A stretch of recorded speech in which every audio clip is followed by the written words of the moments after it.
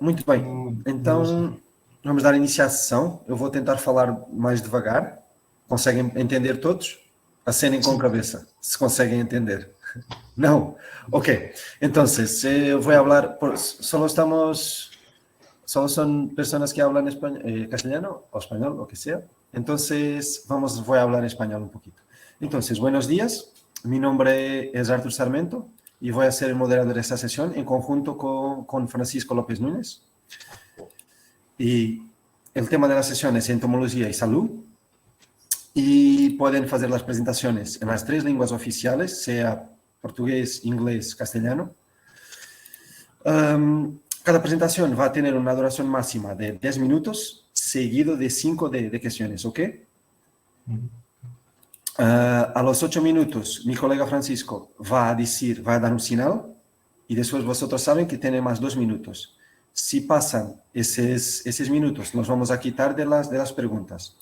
Pero las personas que tengan preguntas las pueden hacer después hablando con vosotros vía DM y después se va a resolver de esa forma. ¿Okay?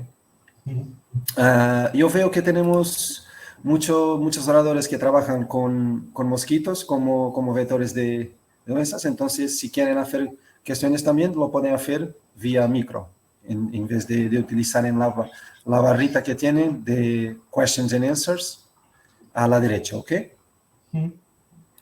Entonces, pienso que podemos empezar y vamos a dar inicio con la presentación de Sergio Magallanes, de la Universidad de Extremadura, que va a hablar sobre mosquito traps for vector surveillance. Entonces, Sergio, por favor, empieza.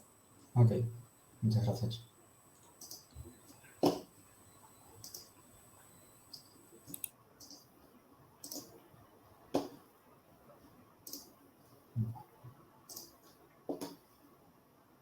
Ok, ¿se ve la presentación bien?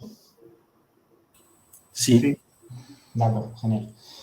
Pues, hola a todos, mi nombre es Sergio Magallanes y voy a presentar un trabajo piloto en el cual vimos o analizamos la relación que podía existir entre los diferentes tipos o sistemas de trampeo con respecto a las especies de mosquitos que estas trampas capturaban. Este estudio surgió a raíz un poco de todo el problema que cada vez con más incidencia está ocurriendo en todo el mundo. De hecho, aunque son datos bastante conservadores, es decir, hay datos que dicen que 700.000 personas mueren cada año debido a las enfermedades transmitidas por este tipo de vectores. Hasta hace no mucho parecía que estas enfermedades pues, bueno, eran cosas de países alejados, que a las zonas europeas pues, que no estaban llegando, pero en los últimos años estamos viendo que enfermedades como por ejemplo el West Nile virus está cada vez más presente en nuestro territorio. De hecho, aquí en la península ibérica cada año tenemos más casos. Entonces, en base un poco a esto y a el gran cambio que está habiendo de la globalización, la cantidad de transporte, de viajes que cada vez están aumentando más y que está conectando zonas muy alejadas con posibles vectores transmisores de enfermedades peligrosas con otras zonas que no los tienen. Esto está haciendo que mosquitos de todo el mundo puedan llegar a cualquier parte del planeta en muy poco tiempo. De hecho, yo he tenido la oportunidad hace muy poquito de primera mano ver uno de los aeropuertos más grandes de Europa y comprobar cómo diariamente llegan mosquitos y otro tipo de vectores a estos aeropuertos a través de los vuelos, a través de las maletas, a través de los aviones, y es un problema bastante grave y que cada vez va a más. Entonces hay una serie de estrategias de trampeos que se pueden utilizar, pero existe una gran variedad de este tipo de trampas, de este tipo de sistemas, y a veces pues no se conocen mucho cuáles son los más eficaces, no se sabe muy bien qué es más eficaz a la hora del control o de la vigilancia. Entonces nos planteamos, ¿qué pasa si nos encontramos con una situación como esta? Es decir, en la cual hemos utilizado un sistema inespecífico para capturar vectores y nos encontramos con miles de vectores en esa trampa y tenemos que ahora identificar uno a uno para poder detectar si está el mosquito que estamos buscando, el causante del estudio, el que estamos buscando para nuestro estudio. Esto implica un gasto enorme, tanto de recursos humanos como de dinero para poder trabajar con este tipo de muestreos. Entonces, nos planteamos como objetivo de este estudio piloto, pues comprobar si alguna de estas tres tipos de trampas, que son las más utilizadas, la BGI, la CDC y la Gravity Trap, tienen alguna preferencia con respecto a la hora de capturar mosquitos. Es decir, si dependiendo de la especie de vector, tiene preferencia por una trampa u otra. Para este estudio, seleccionamos una zona cercana a la frontera de Portugal, en Badajoz. Seleccionamos diferentes zonas de muestreo y también una zona en una zona de dehesa.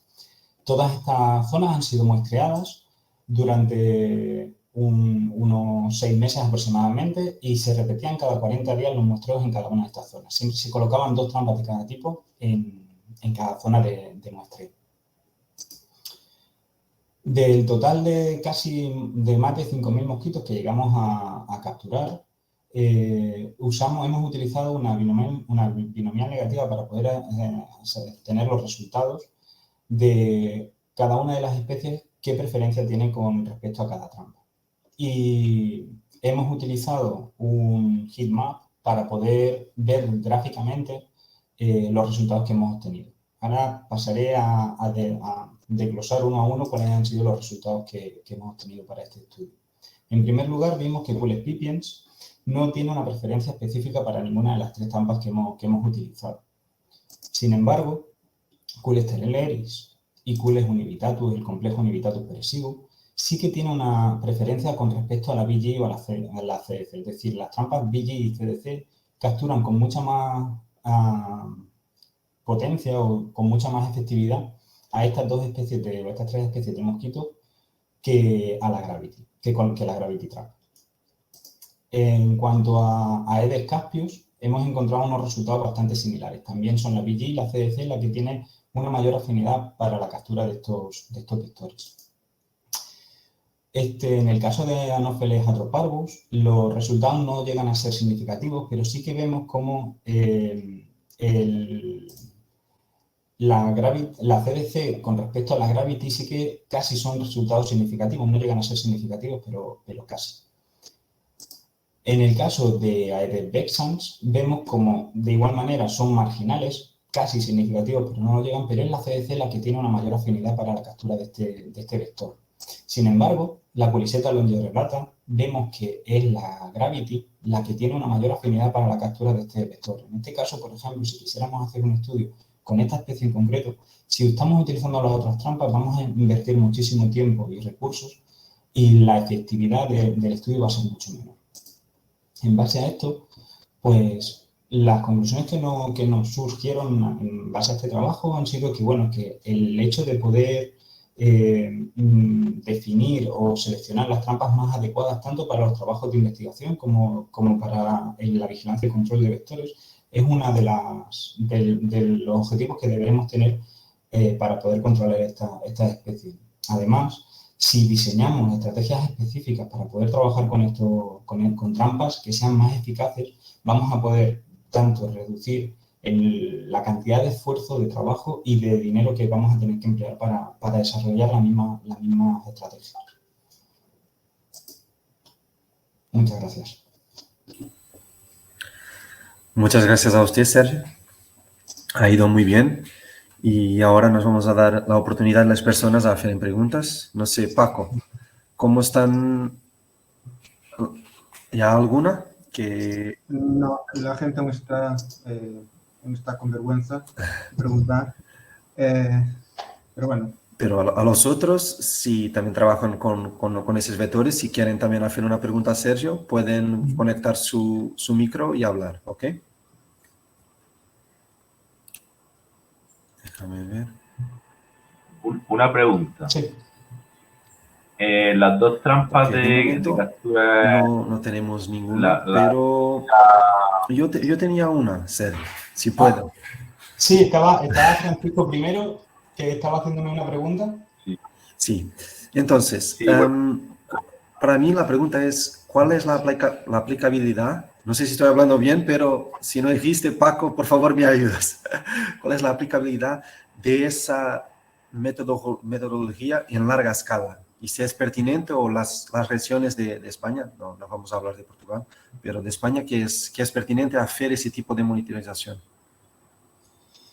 Yo creo que el hecho de poder, de hacer este estudio que nosotros hemos hecho, que como he dicho desde un principio es un estudio piloto porque está englobado en un proyecto mayor de vigilancia de West Nile virus y malaria aviar, nos surgió la oportunidad de poder ver si estas trampas pues, pueden tener cierta afinidad y afinar en el caso de tener que buscar o querer buscar una especie en concreto. Creo que sería súper positivo que este mismo trabajo se haga en diferentes zonas, porque nosotros hemos intentado hacerlo en diferentes zonas para minimizar los efectos del ambiente a la hora de testar este estudio. Pero si lo hacemos en más zonas donde haya mayor diversidad de vectores, pues, y con otro tipo de trampas, porque el número de trampas que existen es brutal. Es decir, nosotros hemos trabajado con estos 3, pero realmente hay muchísimos más tipos de trampas que se podrían testar y que se podrían probar. Y creo que compartir esa información con todos los demás, creo que beneficiaría mucho, sobre todo en el tema de la vigilancia y el control. Gracias. De nada.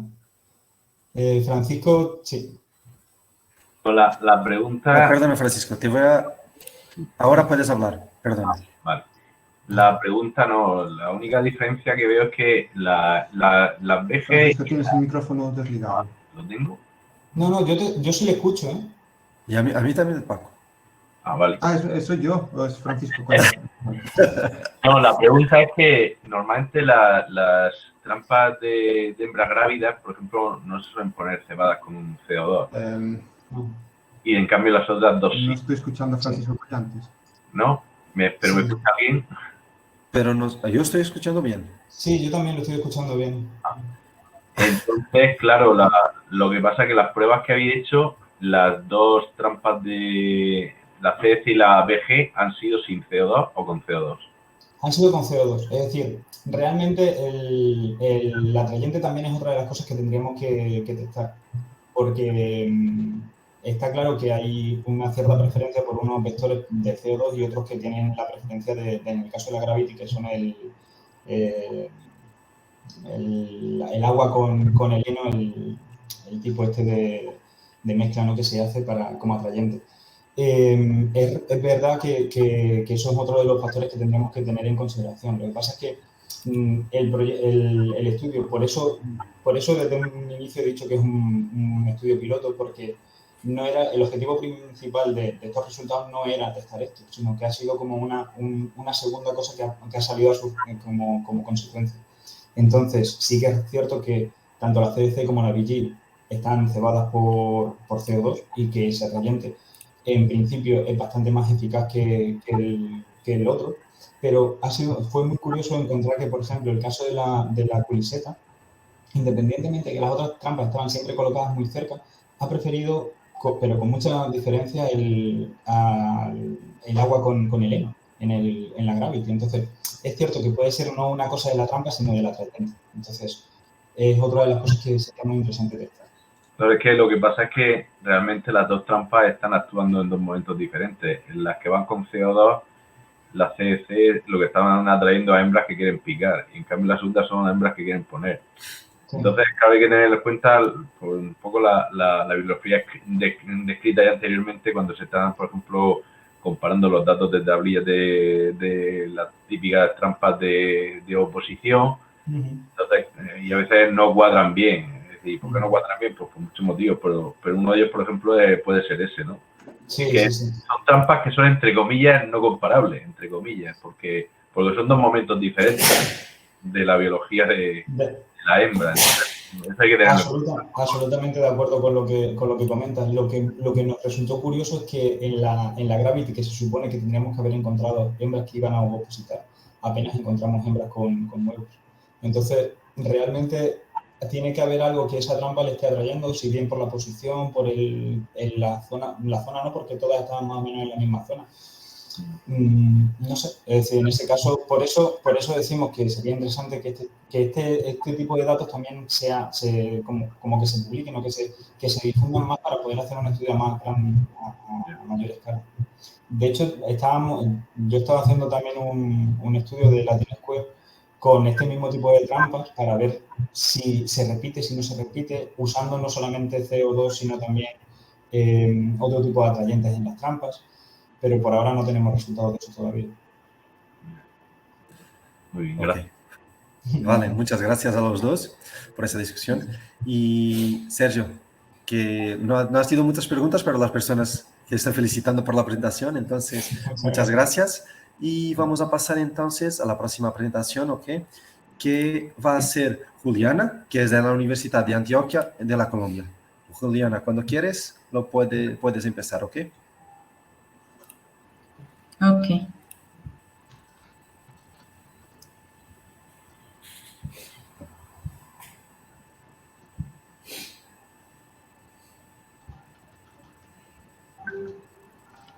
¿Ven mi presentación?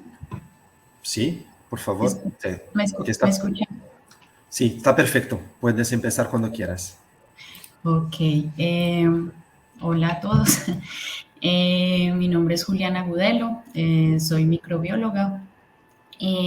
Hoy quería aprovechar este espacio para compartir un trabajo de investigación que realizamos en el Instituto Max Planck, Biología Reproductiva del Mosquito, de la Universidad de Antioquia. En este grupo pues presenta mucho interés el estudio de Aedes aegypti, pues, dado que es un vector de importancia médica. Y en este estudio nuestro interés era saber si la edad de los machos influye en algunos comportamientos postcópula de las hembras de esta especie. Entonces espero pues que encuentren interesantes nuestros resultados. Bueno, para iniciar, quiero mencionar que el apareamiento en insectos, pues en muchas especies en la naturaleza, cuando un macho copula con una hembra, además de esperma, también hace una transferencia de SFPs, que son proteínas del fluido seminal. Estas proteínas son causantes de muchos de los cambios a nivel fisiológico y de comportamiento en las hembras, y todos estos cambios que están relacionados con la fertilidad lo que hacen es posibilitar, digamos, una reproducción exitosa en el insecto. En el caso de Aedes aegypti, las SFPs también son las que provocan los cambios en las hembras apareadas. Y entre los cambios está el aumento en el comportamiento de la búsqueda de huésped, el aumento en la producción de los huevos, la oviposición. Estas proteínas también son necesarias para que las hembras puedan almacenar el esperma en sus órganos internos y para que posteriormente hagan la fecundación de los huevos. Y además, estas proteínas lo que hacen es reducir la probabilidad de que las hembras copulen nuevamente. Entonces, estos tres últimos comportamientos son los que presentan pues el mayor interés en nuestro trabajo. En cuanto al almacenamiento de esperma específicamente, es un comportamiento muy importante porque si las hembras se aparean generalmente una vez en su vida, deben mantenerlo viable, almacenado viable a largo plazo. Entonces, para esto, ellos tienen en su aparato reproductivo una bursa, que es donde inicialmente llega el esperma. Este esperma se agrega en los vestíbulos espermatecales, asciende por los ductos espermatecales y ya pues ingresa a las espermatecas, donde es mantenido viable a largo plazo. Ya cuando las hembras se alimentan de sangre y hay maduración de los óvulos, algunos espermas regresan a los ductos espermatecales y fecundan los huevos que están en el oviducto común. En cuanto al uso del esperma y a la recópula, pues se sabe que aproximadamente más o menos el 24% de las hembras vuelven a aparearse dentro de las 2 horas posteriores al apareamiento inicial. Y también pues ya se ha identificado un péptido que es el que contribuye o el que inhibe un segundo apareamiento en las hembras a corto plazo.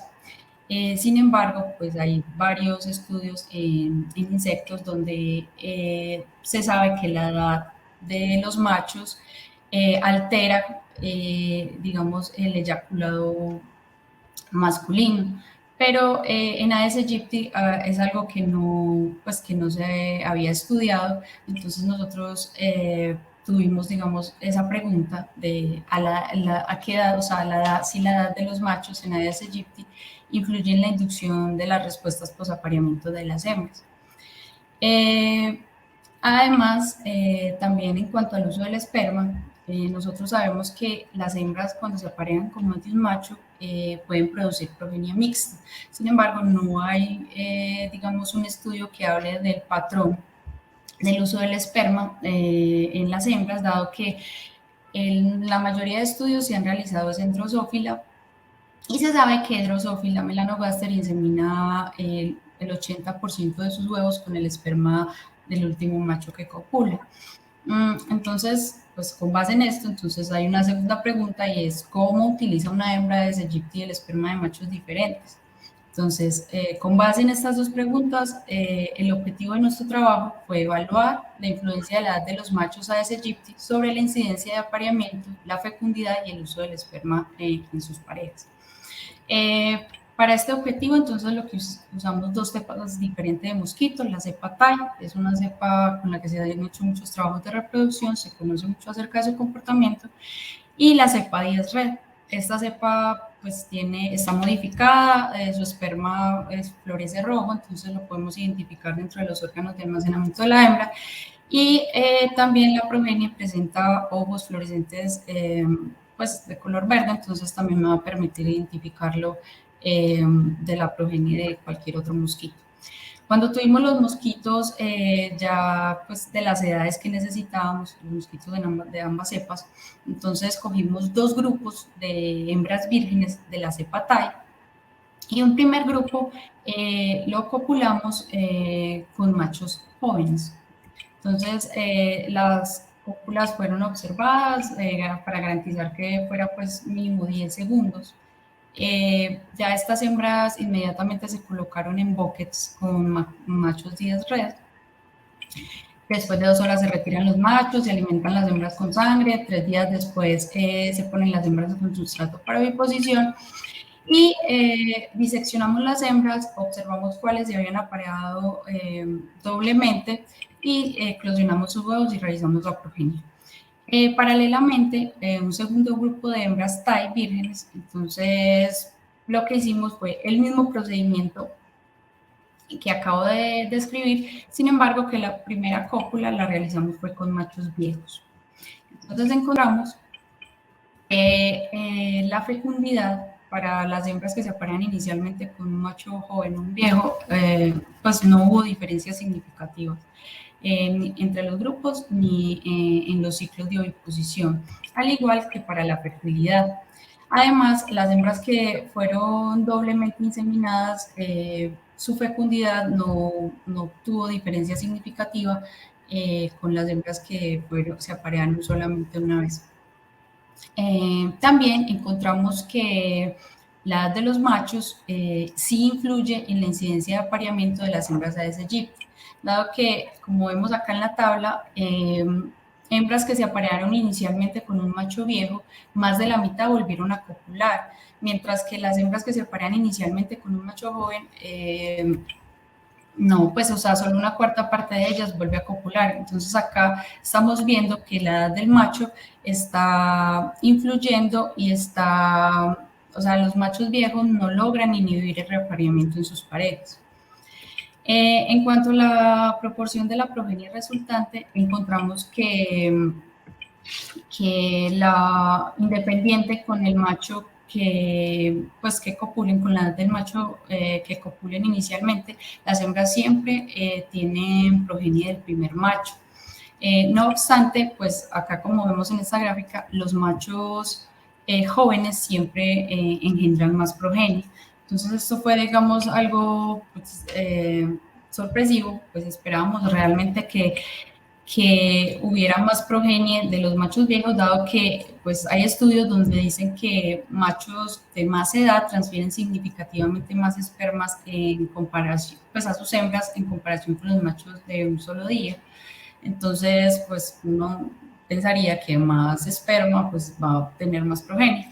Entonces lo que hicimos fue que diseccionamos los machos vírgenes y una vez apareados de nuestros grupos, jóvenes y viejos, hicimos una cuantificación del esperma que estaba presente en las vesículas seminales por medio de fijación en placa y tinción con GIMSA.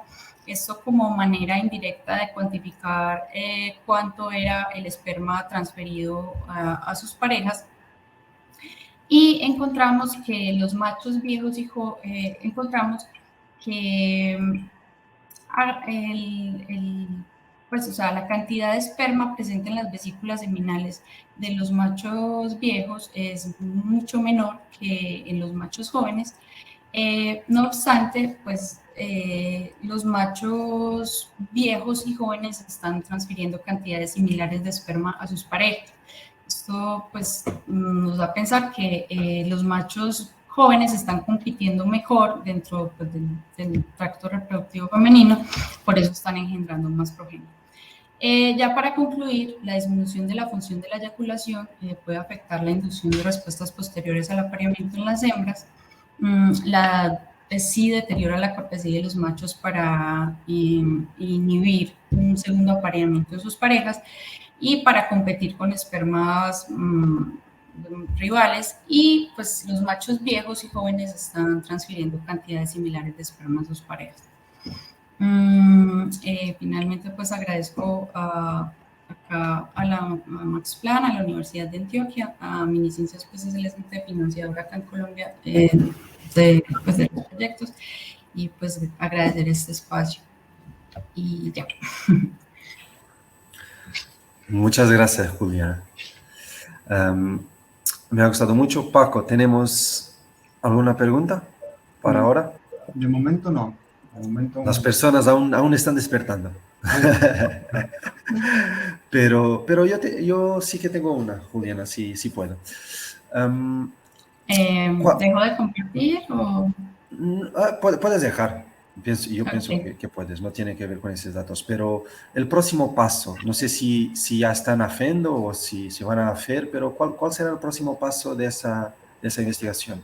¿Qué tienes más características que quieres estudiar o si el próximo paso ya tiene que ver con el programa de control para liberarle en el campo?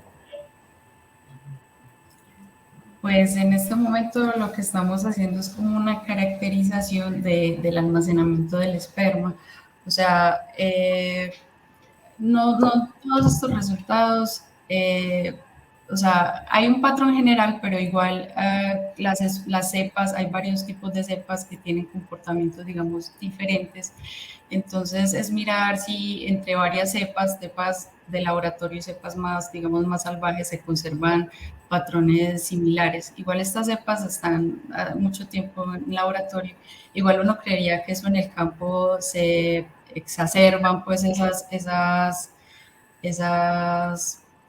digamos, esas condiciones incluso pueden presentarse en mayor proporción a las que estamos viendo en el laboratorio.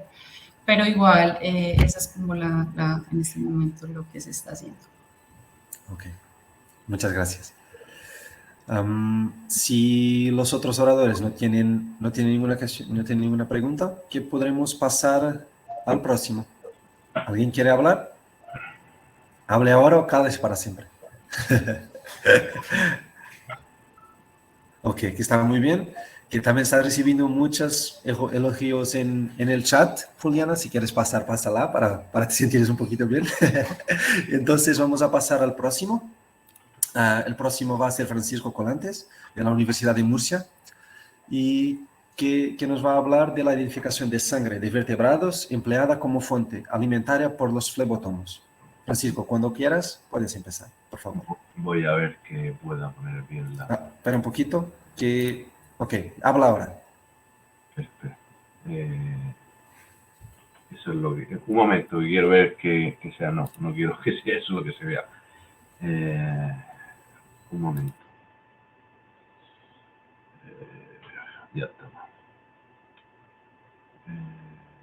Espera que ponga correctamente porque no es eso lo que quiero que se vea.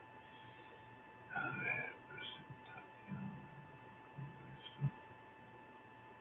sale esta? ¿Por qué me sale esta?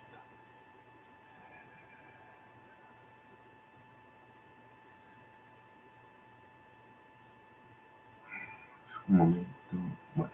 Bueno, si se ve así, pues así.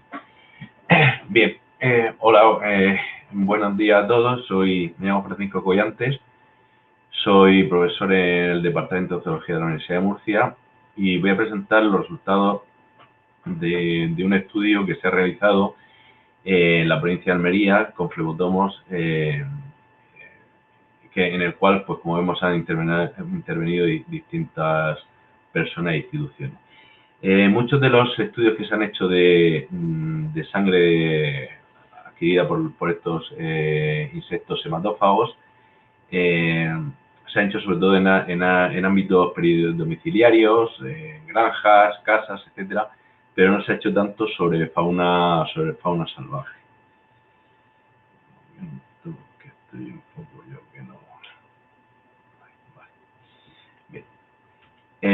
De tal forma que el objetivo principal de este trabajo fue conocer las especies de flebotomos que había en el desierto de Tabernas, que aunque tenía estudios previos, no eran de mucha intensidad, y también la relación que había con la fauna de vertebrados presente en esta zona. De este área de estudio, pues se encuentra en el sureste de la península ibérica, concretamente, como digo, en la provincia de Almería, y más o menos al centro de la península hay el único hábitat que realmente se reconoce como desierto en la península ibérica. Además son zonas áridas o subdesérticas. Bien, dentro de este desierto de Tabernas se encuentran varios municipios, principalmente de Tabernas, y dentro de esta zona se establecieron 17 puntos de muestreo. En esta zona se estaban ya haciendo una serie de estudios encaminados a promover las poblaciones de carraca y este ave, Coracio garrulus, y para ello se habían utilizado una serie de cajas nido y también se habían mejorado pues algunos orificios naturales, ¿no? Y como aparece en estas imágenes.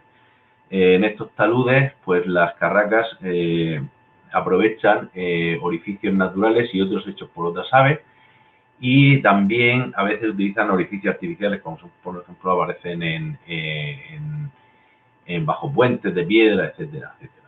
Entonces, como digo, se instalan una serie de condicionamientos como puertas delante de los orificios naturales o ya las propias cajas nidas, que ahora veremos alguna imagen.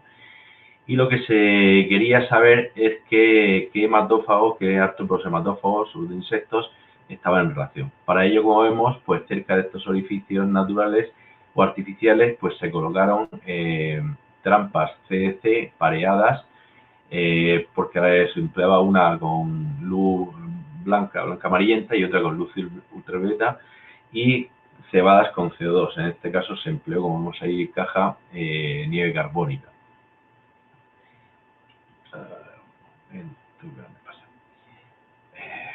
Bien.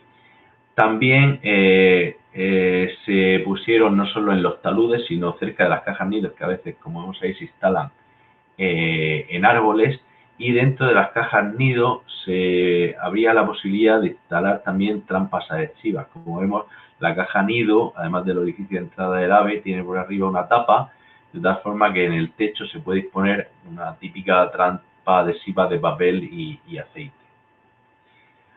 Estos estudios se realizaron durante los años 2016, 17 y 18, hacia mitad de junio hasta mitad de julio, porque es el periodo en el que las cajas nido están ocupadas por las aves. Una vez obtenidos estos insectos y conservados adecuadamente, pues se pasó a identificarlos. Por un lado, se hizo un protocolo estándar de barcoding, de tal forma que aquellas hembras que se identificaron con sangre en su interior, cada ejemplar se digerió por completo y individualmente, se produjo una extracción automática con robot y luego se amplificó la región de COI para identificar tanto los flebotomos que se estaban estudiando como las sangres contenidas, las posibles contenidas. Cada uno pues lleva una metodología de identificación y obviamente el PROIMER es diferente.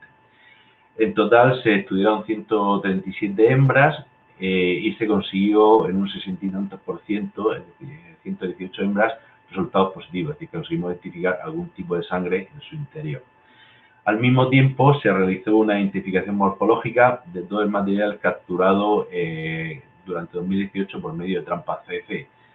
Bueno, queda toda una serie de materiales por estudiar y esta identificación morfológica de los animales se hizo sobre todo para poder hacer cuantificaciones de lo que es la fauna de flebotomos en este área. La identificación pues se realizó con las estructuras morfológicas habituales, genitalia, faringe de las hembras, etc. ¿Ha pasado? Sí, vale, perdón. El resultado fue que se estudiaron un total de 1971 ejemplares en 2018 y 2026 en total. La cuestión es que en cuanto a la fauna de flebotomos, pues se encontró más especies que las que se conocían en el área, aunque estas 6 especies corresponden a las ya conocidas en Almería, en la provincia de Almería, a excepción de Flebotomus chabaudi, que es una especie que aparece en zonas más húmedas, no muy abundante en Almería, pero las veces que se han encontrado son en zonas más húmedas, cerca de Alpujarra almeriense, etc. Vemos que la especie más abundante fue la Flebotomus perniciosus, en segundo lugar Paudasi, y algunas aparecen muy escasamente como Flebotomus arias. Los estudios cuantificados que se han realizado siempre se han hecho a partir de los ejemplares de CEC de 2018. En cuanto a los hospedadores identificados, pues se encontraron los que aparecen a la izquierda en rosa, pero estos hospedadores incluyen tanto las muestras de CEC 2018 como las también de trampa adhesiva dentro de la caja nido, como las de CEC de años anteriores. En 2018 no se encontraron todas estas especies, ¿vale? Y no se encontraron todas las especies en CEC. Es una parte todavía que está un poco más por procesar y que obviamente en el trabajo de Supli, que será de bastante mayor extensión de lo que podemos disponer ahora, pues aparecen todos esos detalles. Vemos también que las especies que presentan mayor rango de hospedadores son en primer lugar Flebotomus patesi y en segundo lugar Flebotomus perniciosus. Algunos presentan casi exclusividad con algunos hospedadores. Es de destacar que Sergentomia minuta, como vemos ahí, que es teóricamente, se considera un flebotomo que se alimenta principalmente de reptiles, pues en nuestro caso las sangres identificadas son de mamíferos. Esto no es una novedad, pero una novedad que confirma novedad ya pasada, ¿no? O sea, que ya distintos investigadores han encontrado sangres de mamíferos en Sergentomia minuta, incluso escasas veces algún tipo de manía así de Leishmania, no de reptiles, que sea solo Leishmania, sino de mamíferos como Leishmania infanto. Entonces, una línea interesante de investigación por ver cuál es el papel de Sergentomia minuta. Hasta ahora considero como no interviniente en el ciclo de leishmaniasis humanas y de mamíferos.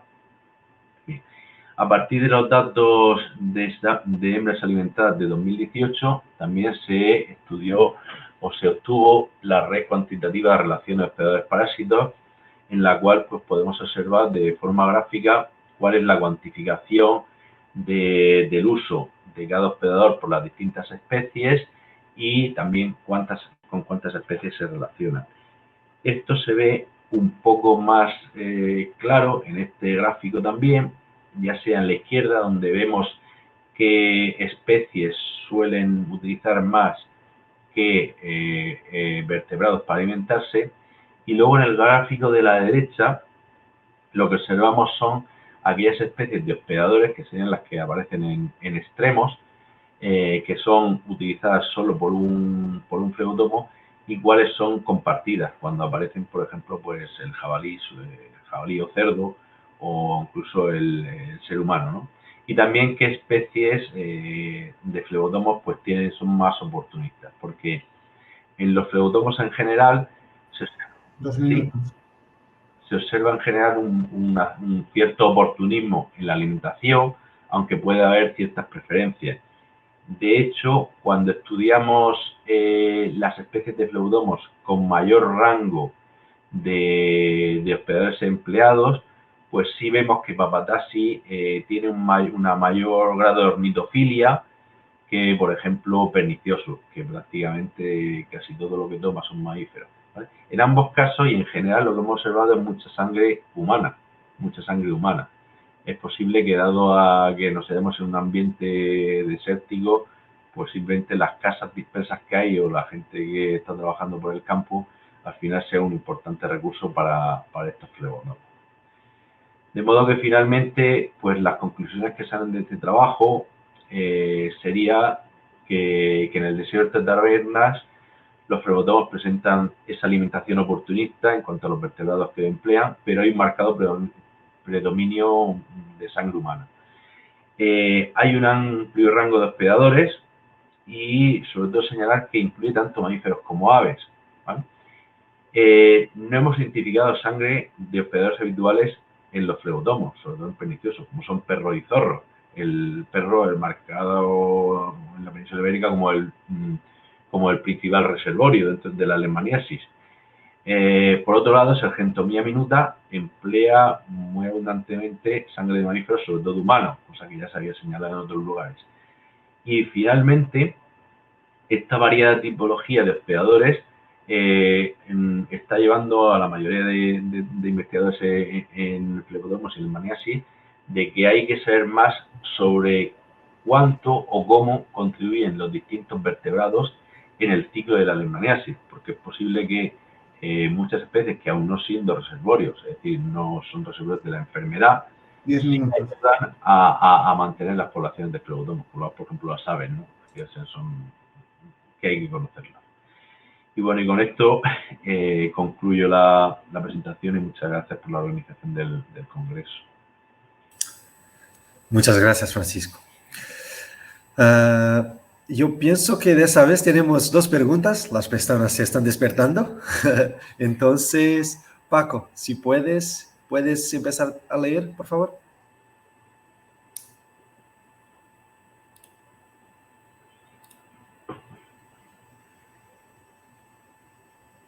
Paco. Sí. ¿Cuál Paco? El otro Paco, perdona. El otro Paco. Bien, Miquel González nos comenta y nos pregunta: ¿todas las especies de hospedadores detectados son vertebrados comunes en la zona? Por ejemplo, ¿es frecuente ver gansos, anser en la zona de estudio? Sí, lo que pasa que obviamente esos gansos son domésticos, ¿vale? Esos son gansos domésticos que, bueno, no, ya son tantos. La verdad es que el trabajo tiene como muchos detalles que obviamente en la generalidad del tiempo que tenemos no he puesto. Por ejemplo, tampoco hemos detectado sangre de gato o sangre de pollo, que sí existe. O sea, el área tiene varios núcleos de población, pero también tiene diversas casas que pueden ser medio granjas, no medio granjas, sino que tienen a lo mejor unos pocos de pollo y tienen su perro. Entonces, por ejemplo, ese tipo de vertebrados es lo que a mí me sorprende más que no hayamos encontrado, porque, bueno, la parte de campo, yo he visitado la zona, pero no soy yo el que ha hecho la parte de campo, y entonces, pues, bueno, decir, oye, aquí es que no hay perros, no es raro que no haya... Sí, de hecho, uno de los puntos muestreros está cerca de una caseta de perros, ¿no? Y, por ejemplo, anse, claro, son gansos, la gente a veces tiene gansos, no es que haya muchos gansos, pero hay gansos de domésticos. Igual que el jabalí, tampoco sabemos jabalí, ¿es jabalí o cerdo? Pues tampoco lo sabemos. Hay algunas granjas de cerdo o alguno tiene un cerdo en su parcela. Okay. Muchas gracias. Tenemos aquí otra pregunta de Josué Martínez de la Puente, que nos comenta: gracias, un muestreo muy valioso. Dentro de los ejemplares capturados en las cajas nido, ¿se encontraron alimentaciones provenientes de otras especies diferentes de las que ocupaban estas cajas? Sí, lo que pasa que la parte de las cajas es el trozo que menos tenemos estudiado. ¿Por qué? Porque se procesó sobre todo lo más fresco de CDC de 2018 y la parte de las trampas adhesivas, realmente lo que se hizo fue una selección de aquellas, o sea, bueno, el material se retiró entero, ¿no? Se retiró del aceite porque si no, no valdría para los estudios moleculares. Entonces todo ese material se recogió y se conservó en alcohol, en frío, etcétera. Pero solo se sacó para estudio las hembras que visualmente se ven alimentadas. ¿Qué es lo que sucede? Que esa es una pregunta que yo también tengo, que tenemos el grupo y que nos queda a la hora que estudiemos la proporción de especies dentro de la caja nido. Porque claro, es decir, como encontramos sobre todo Sergenti, pues no sabemos si es que solo entra Sergenti, cosa que me parece un poco raro, pero las que aparecieron a alimentar eran Sergenti. Entonces ahí, ¿qué hay ahí en la caja nido? Es un trabajo por hacer. Ese trabajo todavía está por hacer, no se ha concluido. Okay. Bien, muchas gracias, Francisco. Tenemos más preguntas, ¿cierto, Paco? ¿Tenemos tiempo para más preguntas? Vamos a intentar hacer una más y después Estela ya ha preguntado una vez, pero le decimos que hable con Francisco directamente por el chat y puedes leer la de Miguel Ángel, que está aquí y ha legado. Hola, Miguel Ángel. Pregunta esa, Paco, y después Paco Núñez, y después nos vamos a pasar a la próxima presentadora, ¿ok? Ok, vamos allá. Miguel Ángel nos comenta, ¿cuál puede ser el rol del jabalí como especie en expansión muy móvil? Pues el jabalí, o sea, como fuente de alimentación, hay diversos estudios que han hecho pruebas de si podría ser reservorio de leishmaniasis, y de los trabajos que hay, que no son tantos, en ninguno hay indicios de que lo sea. ¿Vale? ¿Por qué? Porque en aves, que a las aves no se les supone reservorios de leishmaniasis, por ejemplo, algún estudio molecular sí da alguna respuesta serológica, es decir, que no encuentran los parásitos, pero hay una respuesta serológica indicando que es posible que sí haya, aunque no veamos los protozoos en tinciones, en frotis, etcétera. Con cerdo es que ni siquiera eso, o sea, que no hay ninguna sospecha. ¿Qué es lo que pasa? Que era un poco la conclusión que al final comentaba. En el ciclo de la leishmaniasis, que se ve que cada vez es más complejo, ¿no? Porque siempre se ha asociado al perro como reservorio principal, sobre todo peridomiciliar. Hay incluso estudios que, habiendo perros, no encuentran nunca en los flebotomos sangre de perro, pero hay un ciclo de leishmaniasis con casos de leishmaniasis, me refiero. Con lo cual dicen, tiene que haber otras especies que estén actuando de reservorio. Bien. Pero además luego pues se da, ¿qué pasa con las sangres sobre todo por ejemplo de mamíferos que se ha comprobado que no sean reservorios? Pues que muchas veces lo que a lo mejor simplemente están manteniendo la población de flebotomos, es decir, consigues tener muchos flebotomos y aunque no sea reservorio, pues resulta que si no están esos mamíferos no habría flebotomos. Eso también se ha correlacionado a veces en estudios donde se hacen pues análisis multivariantes, donde se relaciona la incidencia de leishmaniasis con diversos factores. Por ejemplo, se ha relacionado la presencia de casos de leishmaniasis con la presencia cercana de criaderos de pollo, pero el pollo tampoco cría leishmaniasis. Es posible que el pollo también sea un mantenedor de población de flebotomos, ¿no? Entonces, claro, toda esa fauna, incluso como digo, la peridoméstica y el ganado, todavía no se tiene tan claro, ¿vale? Se ha centrado siempre mucho los estudios en el perro y el perro. Y de hecho, por ejemplo, el mismo gato, ahora están surgiendo bastantes estudios porque los gatos, se están encontrando bastantes gatos con leishmaniasis. Le pasa que la leishmaniasis, a veces subclínica, pues simplemente el gato se muere y como se muere por ahí suelto, pues no sabes de qué se ha muerto. Entonces también se están haciendo, es decir, todo el conjunto de hospedadores que proporcionan sangre, tanto por ser reservorios, tanto como por ser mantenedores de flebotomos, están por definir. E incluso luego tenemos el problema de aquellas especies o aquellas especies de leishmania que, por ejemplo, no tenemos en península ibérica, y la transmite, por ejemplo, Papatasi, ¿no? Resulta que Papatasi transmite Leishmania en la mitad oriental del Mediterráneo y no en la mitad occidental. Entonces ha habido diversos estudios sobre variabilidad genética de Papatasi, que parece que no es tanto, y en cambio a lo mejor lo que sucede es que los reservorios, que son unos roedores que no hay aquí, son los que serán el elemento clave. Entonces, ¿por qué cuento todo esto? Porque en estos ciclos donde hay tantas variabilidades, de repente pasa cualquier cosa, de que introducimos cualquier, yo qué sé, roedor o lo que sea, y de repente empezamos a tener leishmaniasis que no teníamos, ¿no? Es complicado. Okay. Muchas gracias, Francisco. Pienso que ya estamos todos. Entonces vamos a pasar a la próxima presentación de Miguel Ángel, que ya lo tenemos ahora con nosotros. Sí. Buen día. Miguel Ángel, y que nos va a hablar de un ejemplo de una estrategia para monitorizar las invasiones de mosquitos en España. ¿Correcto? Sí. Ok, Miguel Ángel, cuando quieras puedes empezar, ¿ok? Sí, muito obrigado, Artur, e muito obrigado também a Antonio José, que me ha ajudado para hacer esta presentación. La presentación se carga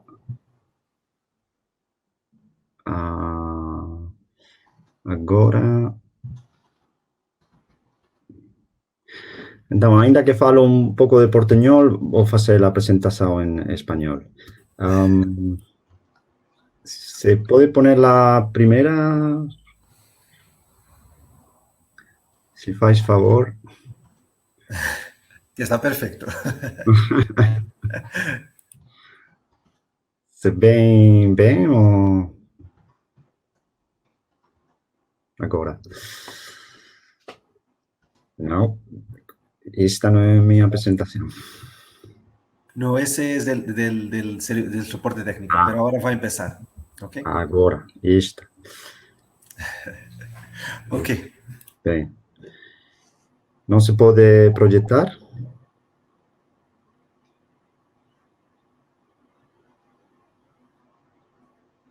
Disculpa por todo o problema, mas o computador não andava bem. Muito obrigado também por la invitação para fazer esta palestra de mosquitos que son invasores, y ahora ya troco a castellano. Bueno, esta es una presentación que comparto con todos estos autores que veis aquí en esta diapositiva, gente de Cataluña, País Vasco, Rioja, etcétera. Y es una presentación que trata de alguna forma ilustrar lo que ha sido la detección de Aedes japonicus y la posterior, de alguna forma, delimitación de su distribución en lo que va a ser el norte de España. Si pasamos a la siguiente, son una serie de diapositivas. Podemos pasar a la próxima, si fais favor, Antonio. Obrigado. Son un poco introductorias para las personas que no estén tan familiarizadas con lo que son las especies invasoras de mosquito y la importancia que pueden tener. Los mosquitos como grupo sí que me imagino que la mayoría saben de la importancia que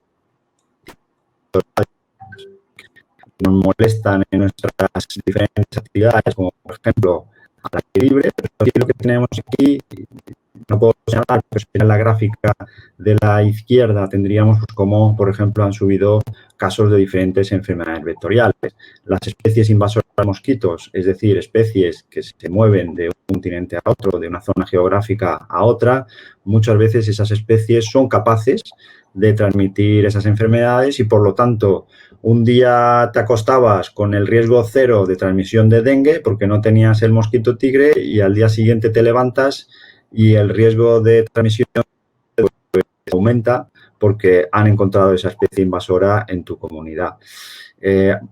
Casos de dengue, pues ya sabéis que hace unos veranos pues ya hemos encontrado transmisión local en España. Por tanto, esto es realmente una realidad. Si pasamos a la siguiente, por favor.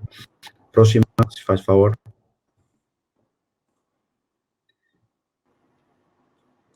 Y hay toda una serie de especies invasoras de mosquitos en Europa.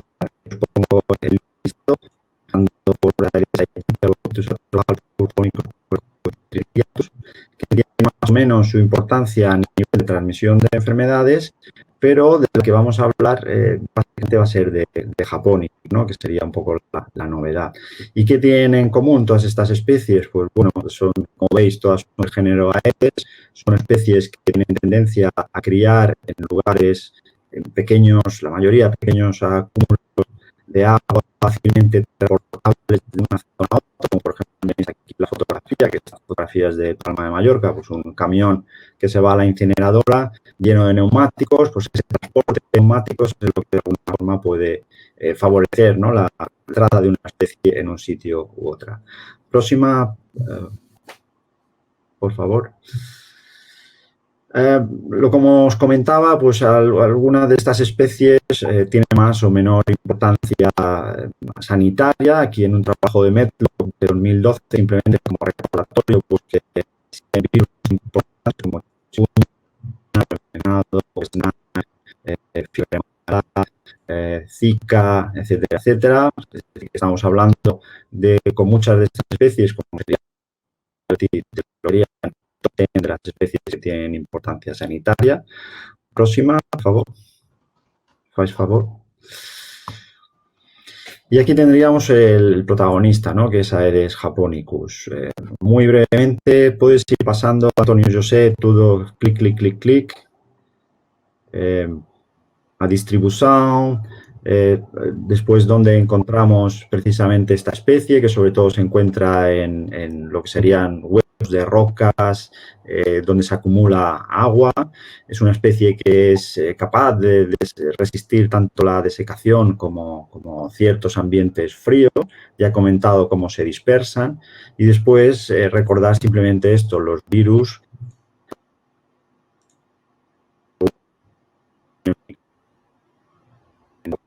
hasta la fecha, con esta especie Aedes japonicus no tenemos ninguna evidencia de que transmita ninguna enfermedad en Europa. A próxima, si fais favor. Miguel, perdona, solo una cosita, que te estamos Sí. oyendo con cortes. No sé si puedes quitar tu imagen, que no te podremos ver, pero que pienso que va a mejorar un poquito la calidad del sonido. También deja que conecte un cargador, acho que vai ter mais potência a rede. Ok. Y después intenta quitar tu Sí, imagen, por favor. a cámara. Todos estão problemas hoje. Solo puede mejorar, no te preocupes.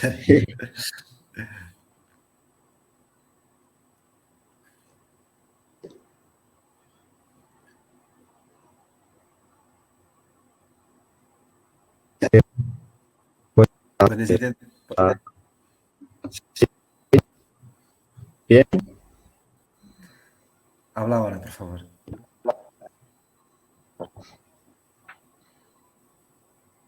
¿No? Está peor.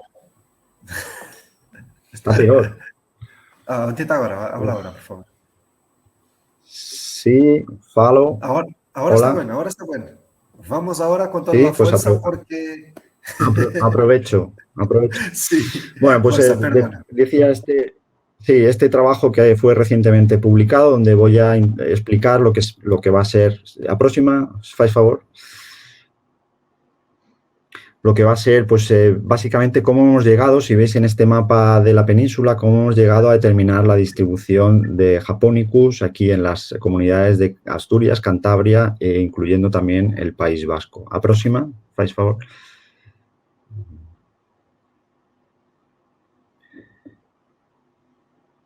Y aquí básicamente lo que tenemos es la colaboración de diferentes grupos y maneras de llegar a la vigilancia de mosquitos invasores, de especies invasores. Una estrategia que es la que se está de alguna forma imponiendo en todos los países, es decir, que se sale un poco del ámbito puramente académico, de investigador, etcétera, y hay diferentes actores que participan. Aquí os lo resumo, por ejemplo, empezando desde la parte izquierda superior, lo que serían programas nacionales, como el que existe de vigilancia en puertos y aeropuertos, coordinado por la Universidad de Zaragoza y el Instituto Carlos III y financiado por el Ministerio de Salud. Podemos tener, por supuesto, actividades de investigadores, como por ejemplo el CIVIR en La Rioja, nosotros mismos en Baleares y también en Zaragoza. Para el tema de Aedes japonicus se contó también con los datos de lo que era el Programa Nacional de Muestreo de Culicoides. Y por otra parte, un aspecto súper importante que es el uso de la herramienta o de la aplicación Mosquito Alert. Y asimismo también en todo lo que fue el País Vasco pues se contaba con lo que era el programa de vigilancia de la comunidad del País Vasco, y en este caso llevado a cabo por NEICER. Todos estos actores de alguna forma han contribuido a determinar lo que es esa distribución de Aedes japonicus y, como os digo, sienta las bases de lo que va a ser o de lo que es ya la estrategia de vigilancia de estas especies a nivel europeo. A la próxima, si fais favor. Y aquí os he intentado resumir un poco la cronología desde el 2018, donde se detecta Aedes japonicus en Asturias gracias a la aplicación Mosquito Alert. Y aquí os he representado lo que sería el mosquito y después veis las larvas. Eso significa que se han detectado adultos y larvas. Y veis que en el 2018 se detectó por primera vez adultos y después se confirmó su presencia con larvas. Esta fue la primera detección, si pasamos a 2019, esta larva de aquí fue la primera detección en Cantabria, que después también se detectaron adultos en otra localidad de Cantabria.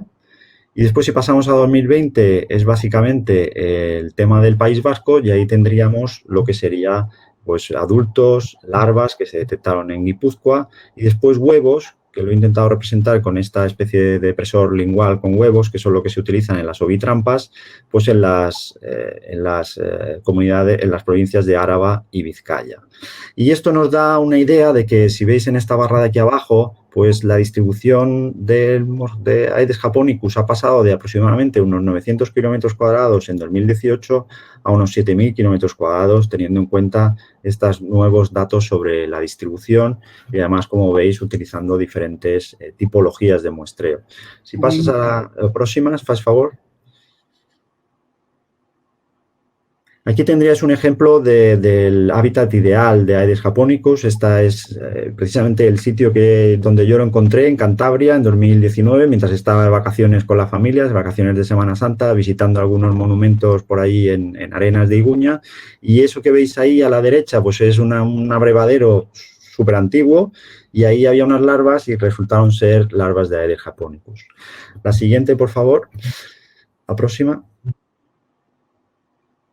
Eso sería un ejemplo de muestreo en campo y después aquí, no, anterior, faz favor.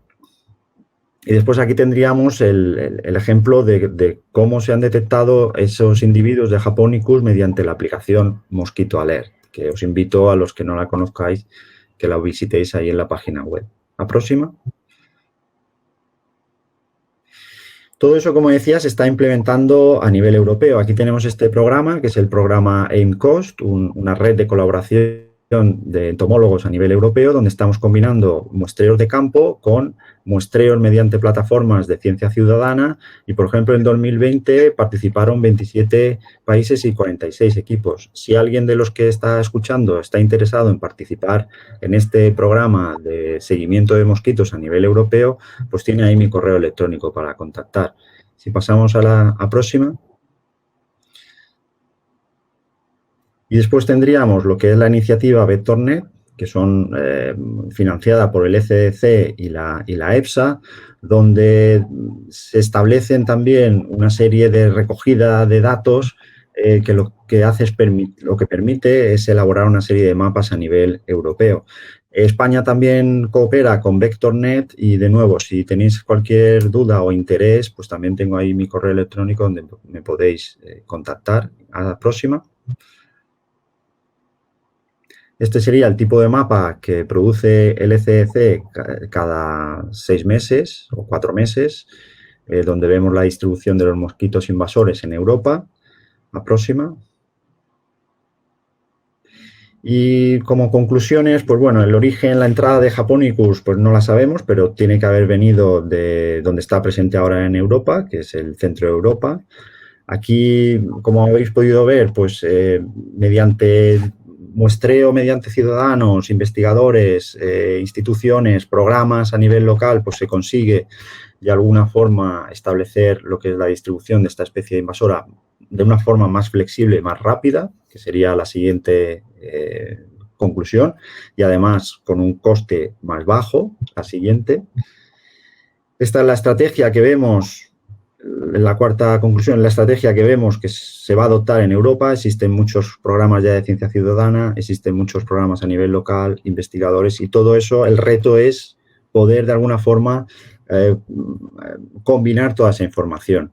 Y, por supuesto, nos va a permitir pues, estar alerta para la entrada, por ejemplo, de especies como Aedes aegypti. Termino con los agradecimientos por este trabajo y moito obrigado por vuestra atención.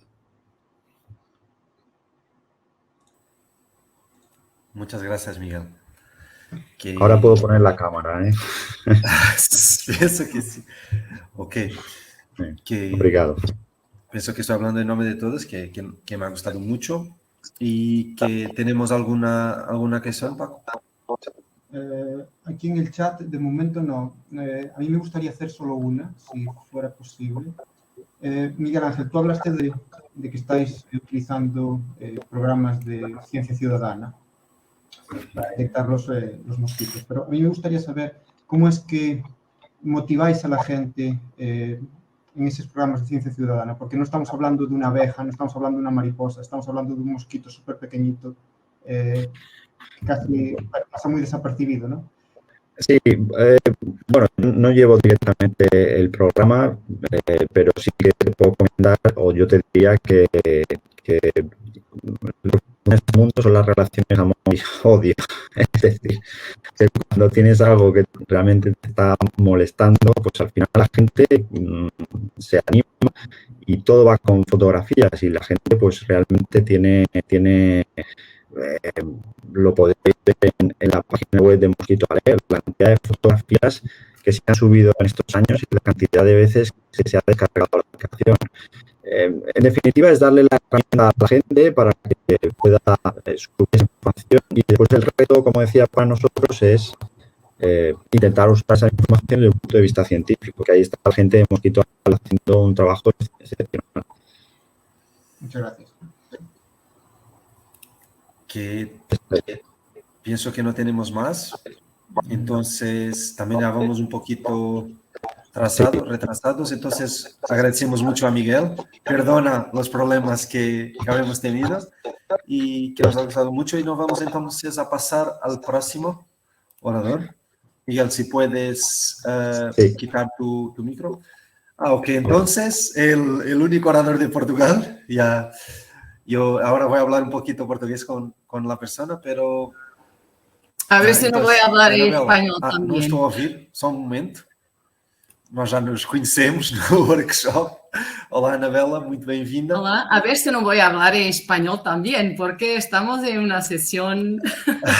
Pero me sinto muito bem.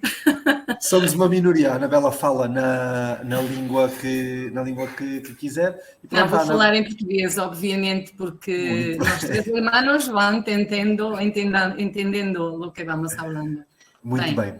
A Anabela é do INIAV e vai-nos falar sobre um problema que é comum a ambos os locais, que a Espanha e Portugal, e mais países, mas pronto, que é a vespa velutina, a vespa asiática. Anabela, quando quiser, pode começar. Muito obrigado. Ok.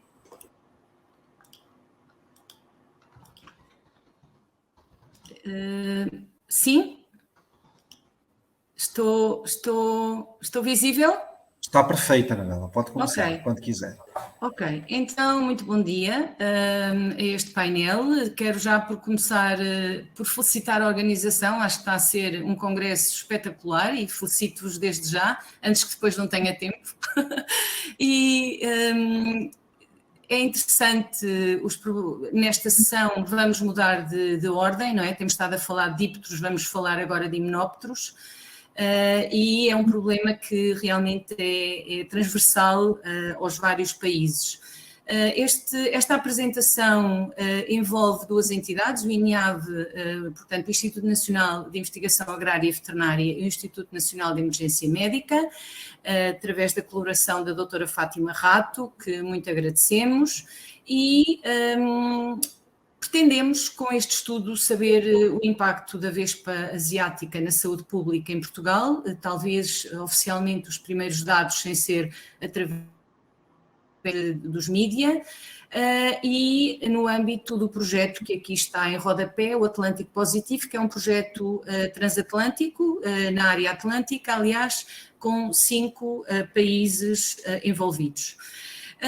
Esta espécie, portanto, a vespa velutina, já foi objeto de várias intervenções neste congresso, inclusive de início de ontem, que foi espetacular, e portanto quem não viu, e é um tema que interessa, aconselho que vejam, e a vários pósteres também, portanto é uma espécie que tem estado presente neste congresso, exatamente pela sua problemática, obviamente. Bem, é uma espécie invasora e, portanto, sendo uma espécie invasora, tem planos na Europa e tem planos nacionais. E estamos a falar de um himenóptero que veio da zona da Ásia, que já está no continente europeu já há alguns anos, 2004, começou por França, e que, portanto, estamos aqui na família Vespidae, o género é Vespa e a espécie em concreto é a Vespa velutina.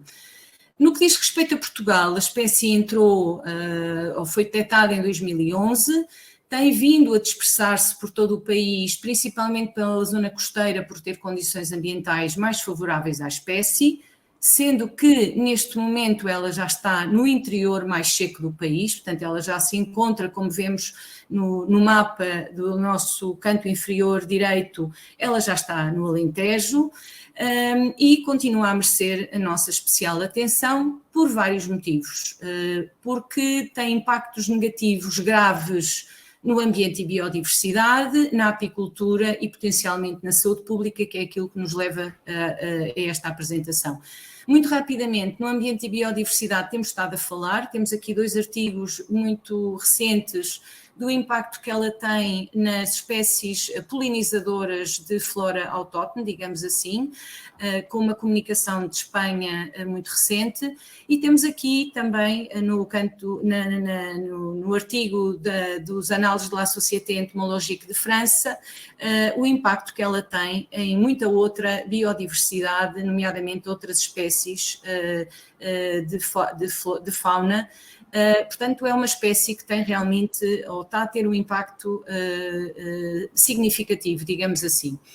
Em termos de apicultura, foi por onde talvez o impacto tenha sido mais visível desde o início, portanto é uma espécie que estando presente todo o ano, é nesta altura, estamos aqui em meados neste mapa do ciclo biológico, a partir de meados de julho, agosto, os ninhos começam a ter um desenvolvimento populacional muito elevado e a espécie alimenta-se preferencialmente de abelhas, porque tem ali uma espécie que pode ser útil ao seu desenvolvimento intenso, e vemos aqui na base do diapositivo uma colmeia onde, em vez de vermos abelhas, vemos a vespa velutina, um problema gravíssimo, tão gravíssimo que já foi notícia de destaque nos primeiros jornais, nomeadamente tenho aqui a notícia na SIC Notícias, onde de uma forma até agressiva se diz que as colmeias são destruídas em minutos, obviamente que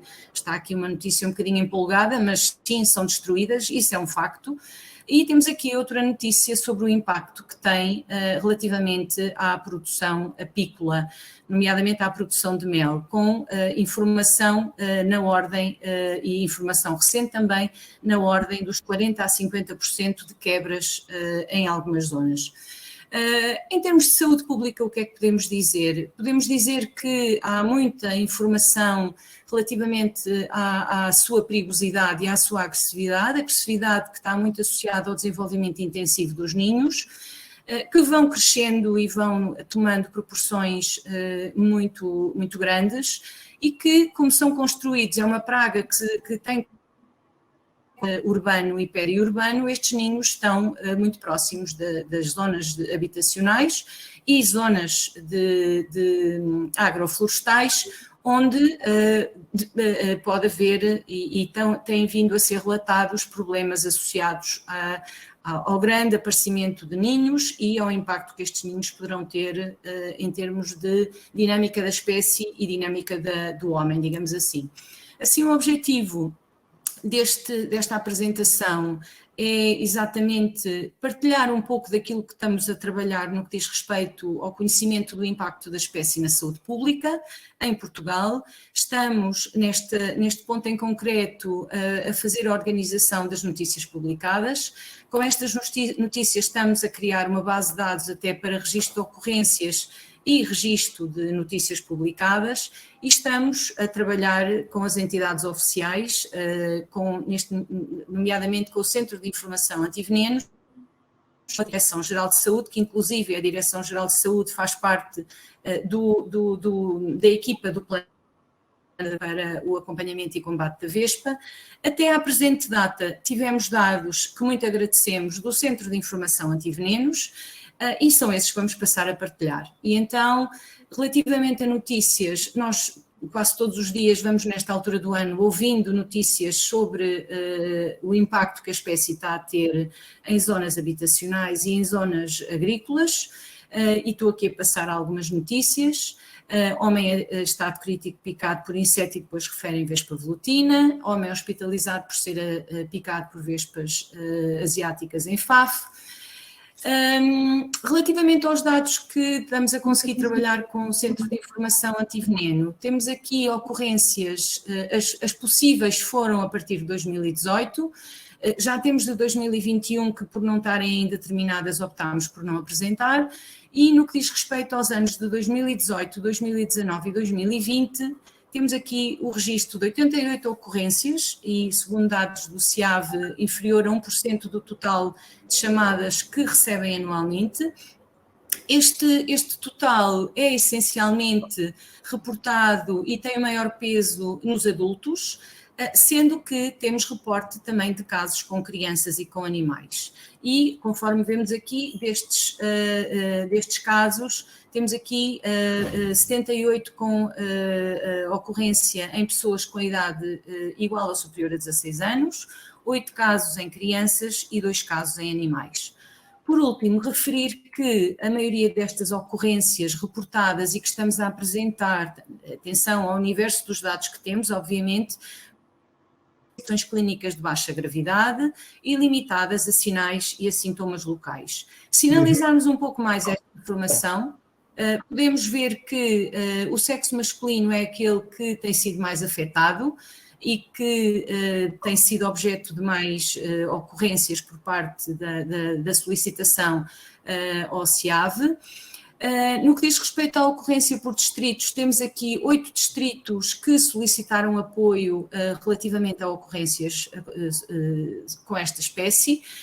Quero chamar a atenção, porque vou falar também novamente a seguir, que muitas vezes, obviamente que todos nós temos um especial cuidado com esta espécie, quem trabalha em zonas onde ela está presente tem noção da gravidade que pode ser a sua presença, mas obviamente que temos que ter escrutínio relativamente à informação que é passada. E como vemos aqui, as ocorrências foram essencialmente na zona costeira, mas há aqui alguns casos que não corresponderam à vespa velutina e podem-se ver aqui no mapa, no ano de 2018, a amarelo, quer a zona de Lisboa ainda não tinha registada a presença de vespa velutina, portanto são alarmes, obviamente que as pessoas tiveram problemas, mas não foi a vespa, há um desconhecimento relativamente às diversas vespas que podem existir, e relativamente a Faro também não houve esta ocorrência,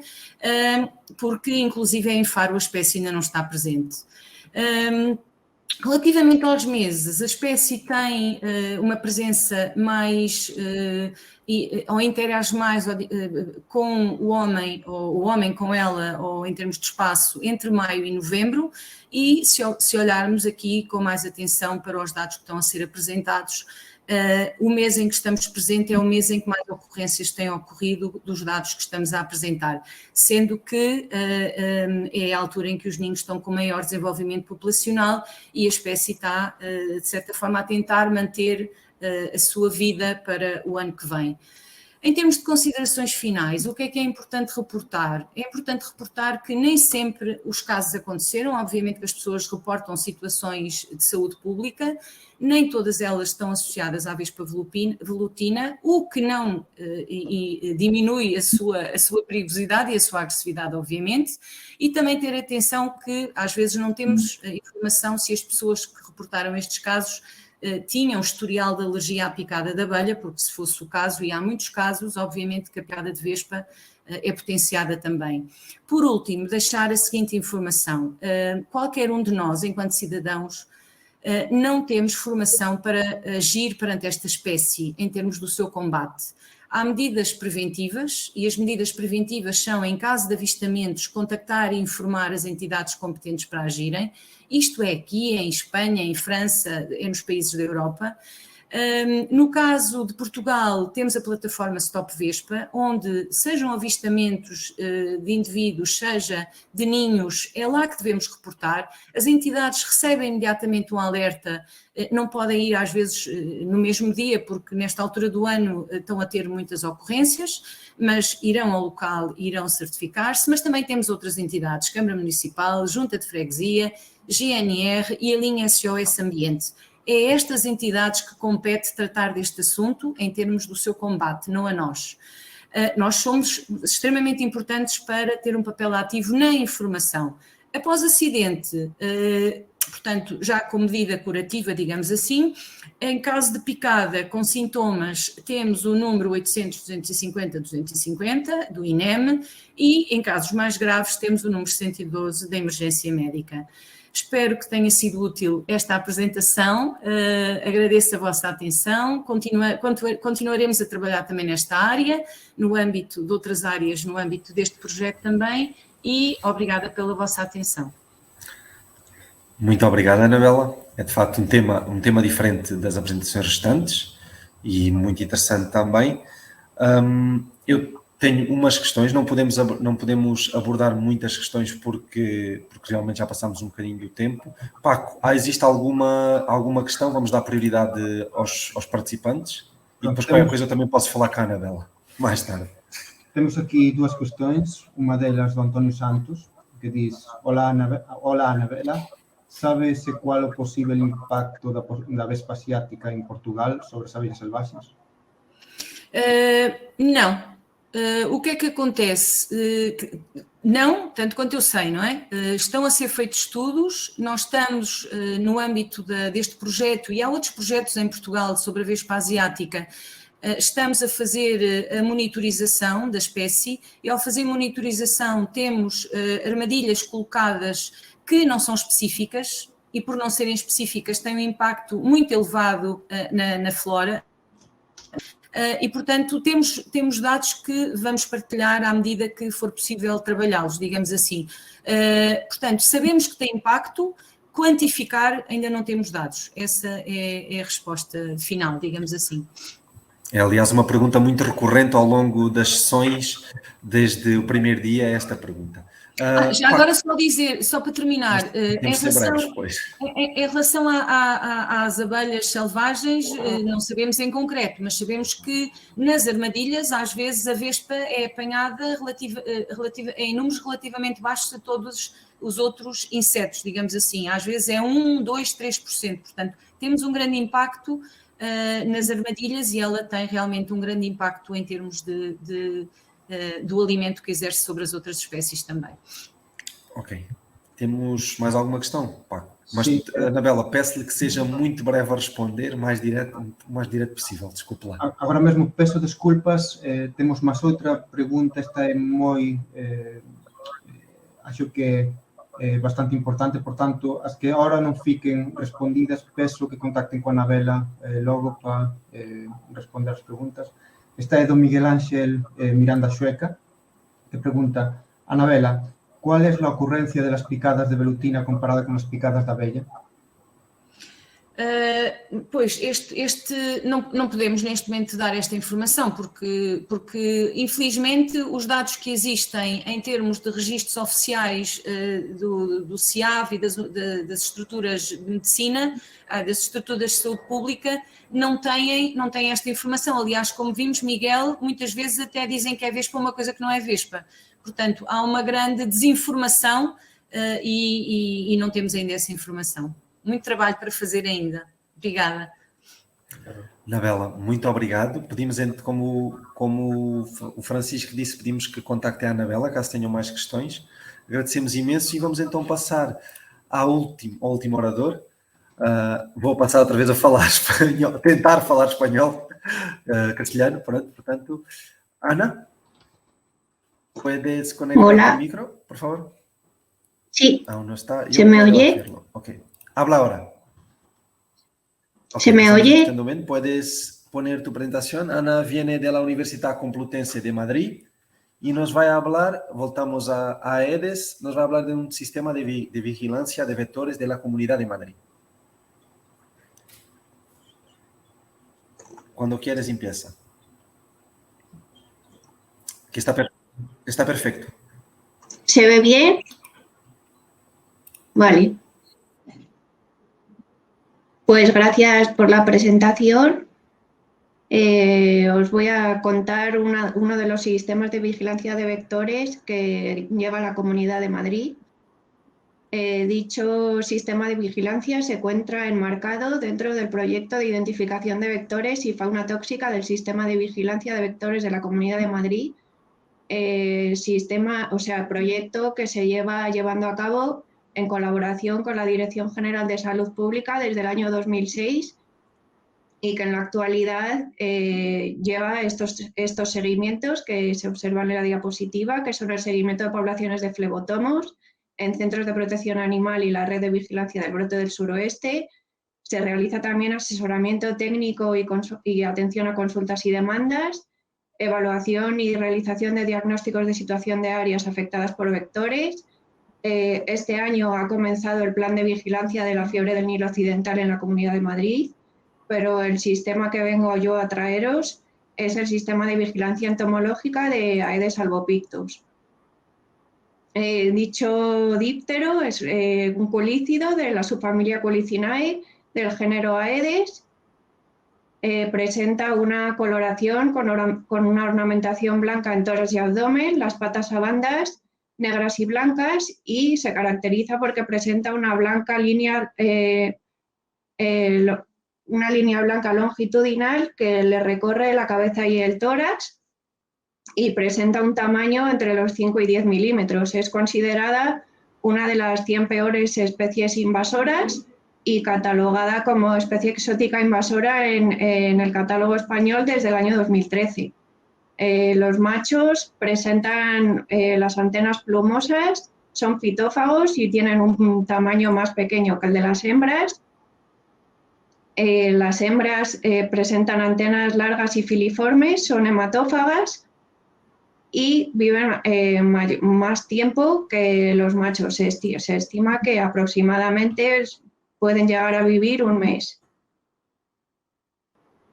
Características que hay que tener en cuenta de esta especie es que vuelan bajo, no se suelen desplazar más de 500 metros del sitio de cría, presentan una actividad diurna y crepuscular, sus hábitats son zonas con humedad y a la sombra y puede criar tanto en zonas privadas como en lugares públicos, por lo que es muy importante, como ya se ha comentado en esta especie y en otras, la concienciación ciudadana y además es que es bastante agresivo con la población y las picaduras suelen crear bastante reacción.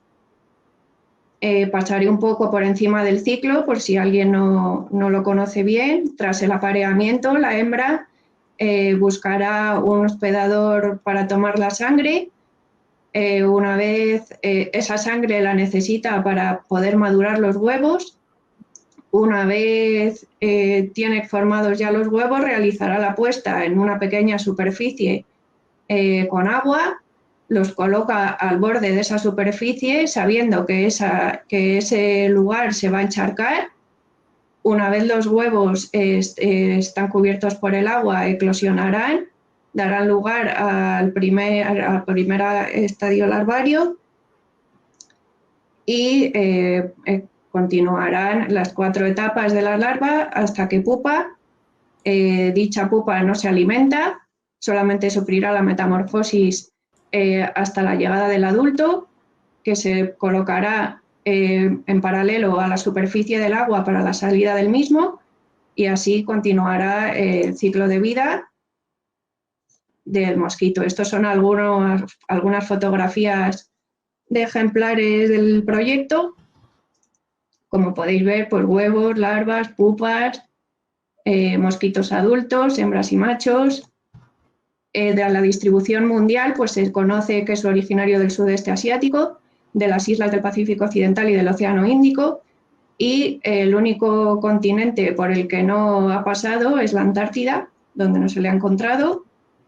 ¿Qué es lo que pasa en Europa? Pues en Europa, desde su entrada en Albania en el año 79, ha continuado su expansión gracias a la globalización, al transporte de mercancías y al cambio climático. Se han transportado sus huevos en el bambú de la suerte, en distintas plantas ornamentales, así como en neumáticos. También se conoce que se meten en los vehículos, por lo que su posibilidad de expansión aumenta. ¿Qué es lo que ocurre en España? Pues en España se sabe que entra en el 2004 en Sant Cugat del Vallès. A partir de ese año pues empieza, como podéis ver en la diapositiva, una expansión que termina ocupando todo el litoral mediterráneo. Empieza a aparecer también por zonas más de interior, en el norte. En el año 2017 se le detecta por primera vez en Madrid. En el 2018 nuestro equipo, al igual que la detección del 2017, lo localiza ya establecido en algunos puntos de Madrid. Y en el 2020, pues, que es el último mapita de la diapositiva, pues ya se le observa introducido en otras muchas comunidades y, pues bueno, como podéis ver, ya no le queda mucho territorio al que entrar. La Comunidad de Madrid diseña este sistema de vigilancia en el 2016 debido a la proximidad y a la gran afluencia de gente desde las zonas del litoral hacia el centro. Dicho sistema de vigilancia se centra en los grandes ejes de comunicación, como son las autovías.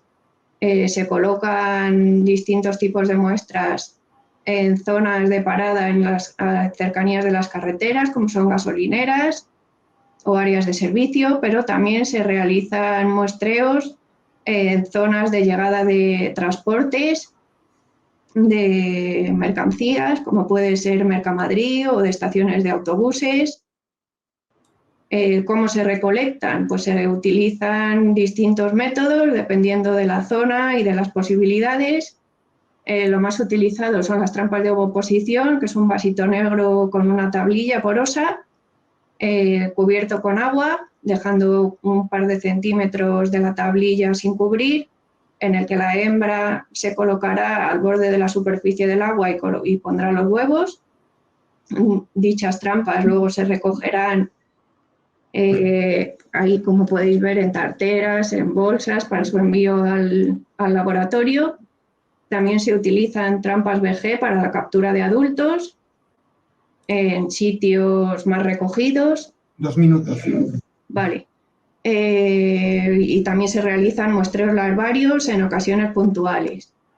Datos, pues en la red de vigilancia de carreteras, desde el 2016 al 2020, se han visto más de 1000 trampas.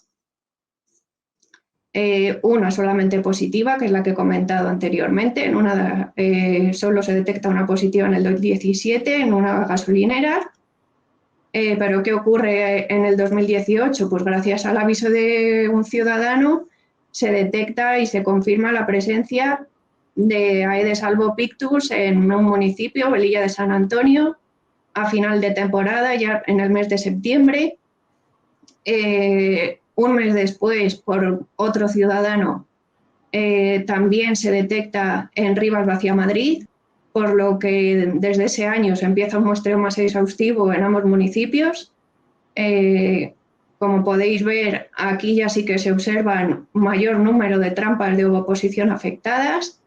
También se detectan vejes afectadas, muestreos larvarios afectados. Nos llegan avisos a través de la plataforma del Mosquito Alert de posibilidades en otros lugares, como el barrio de Rejas en 2020. Como conclusiones, la presencia de Aedes albopictus en la Comunidad de Madrid es creciente, tiene una gran importancia el seguimiento de estas poblaciones de vectores con el fin de efectuar un control eficiente, se debe seguir profundizando en el conocimiento de su biología, es imprescindible buscar soluciones alternativas que eviten o minimicen el impacto ambiental de los controles químicos y nuestro trabajo es esencial e inmediato para plantear las medidas necesarias de control y descartar cualquier riesgo de transmisión o estar prevenidos ante cualquier posible eventualidad sanitaria. Estos son los componentes del equipo, porque es un equipo de mucha gente, tanto de la facultad como de la Comunidad de Madrid. Y muchas gracias, muy obrigado. Muchas gracias, Ana. Vamos entonces a Paco. ¿Tenemos alguna pregunta? De momento no. Ok. Pero ya, también tenemos que terminar. Ok, Miguel Ángel, ¿quieres hacer alguna? No te estamos escuchando bien. No le escucho. ¿Puedes escribir? Ya escribió la pregunta. ¿Ya escribió? Okay. A ver. Ana, muchas gracias por la presentación. ¿Crees que está ya establecido en Madrid? Pues ahí, en esos dos municipios que os comento, sí que está bastante extendido, pero se desconoce porque tampoco se muestrea a la comunidad entera. Entonces, muchos de los avisos que nos están llegando este año pues ya son cosas puntuales de avisos de los ciudadanos y por eso la importancia que tiene la concienciación ciudadana y que sean ellos los que también colaboren en su localización. Muy bien. ¿Tenemos más alguna? No. Ok, era solo un comentario para terminarnos, que también tenemos que irnos porque tenemos los pósters. Y que como vosotros, y cuando digo vosotros, no solo tú, pero los otros oradores, siente que es la colaboración entre universidades, entre instituciones, porque a mí, que soy de Portugal, me parece muy guay que todos vosotros se están haciendo sus pesquisas y que están trabajando con una especie y otro con otra, pero después existe, por ejemplo, una task force, alguna cosa que se hace un mashup de la información que ya tienen y que troque informaciones o aún está un poquito separado. Bueno, está un poquito separado. Okay. Y los otros también pueden dar su opinión si quieren. Pero bueno, esto depende mucho del tipo de especie, de la implicación que tenga en salud, de hasta dónde se quiera llegar a contar, depende de muchas cosas. Ok. Y si hablar, ¿me oís?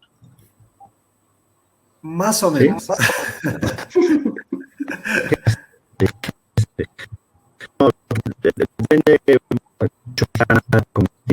Y ahora muy malo. No entiendo nada. Perdona, Miguel, pero no te conseguimos escuchar. Si puedes escribir, escribe y es la única forma que tenemos. Yo quiero mencionar algo. Yo pienso que a veces es complejo porque también es un tema de localidad, Por ejemplo, yo observando cómo Aedes albopictus está siendo una especie invasora allá, acá en Medellín particularmente también. Pero uno toma estudios de otros lados y a veces no aplica acá en la ciudad, entonces a veces se vuelve complicado por eso. Entonces a veces el conocimiento sí como que no se puede, digamos, generalizar. O sea, hay patrones generales, pero hay situaciones muy particulares de cada localidad. Totalmente de acuerdo. Ok, muchas gracias a todos. Muito obrigado a todos os presentes e que estiveram. Ainda temos 40 pessoas. Aún tenemos muchas personas que están viendo nuestra sesión. Quiero agradecer a todos y espero vervos en las otras sesiones, en pósters, lo que sea. Muito obrigado e até uma próxima. Paco, queres dar un shout-out final? Sí, lo único, quería animaros a todos ir a la sesión de pósteres participar ahora en el debate informal que vamos a realizar sobre jóvenes entomólogos. ¿Está bien? Muchas gracias a todos por este nivel y por asistir. Obrigada também. Continuação. Muchas gracias.